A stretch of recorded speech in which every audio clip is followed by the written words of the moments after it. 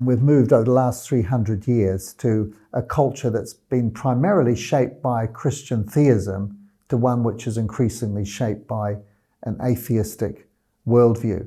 And I think fundamentally there were three big things that happened that in history that brought about that process. The first one was the Enlightenment in the late 17th century. The idea that we should look to human reason rather than divine revelation. The second influence was the higher criticism of the New Testament documents, again in Europe. The idea that the biblical documents were not historically reliable, that the things they described like miracles did not happen, and so people lost of faith. And then the third big shaker was Darwin's theory of evolution, because it provided a basis for making atheism intellectually respectable. So these three things, the Enlightenment, higher criticism, and the theory of evolution, helped to speed the process from belief in God to move to a more atheistic and post-Christian society. But then I think what we're seeing now is we're seeing other cultural influences as well. I think one of the big ones is cultural Marxism. Now, the fundamental idea of Marxism, as it was first put together, is that there is an oppressed minority who are being oppressed by powerful people, and they need to throw off those chains in order to create a pure society.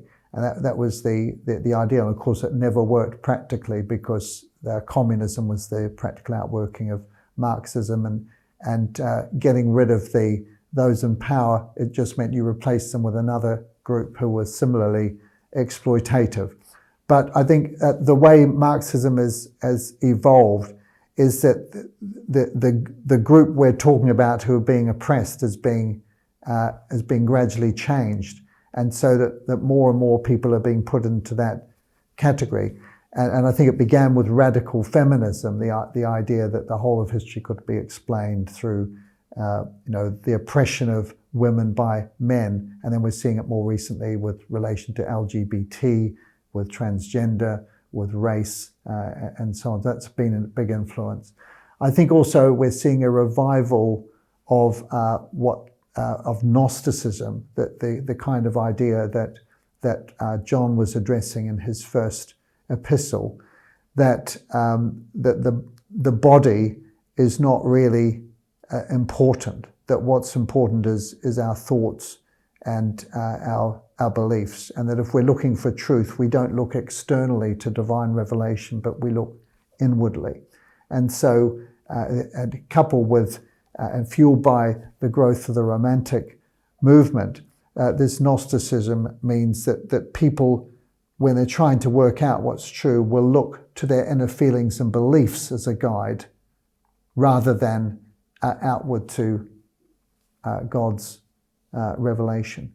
And then another more modern influence has been the rise of so-called queer theory, the idea that gender is just a social construct that people have made up with no real relation to biology at all. So these are some of the more modern influences, but this is a big subject.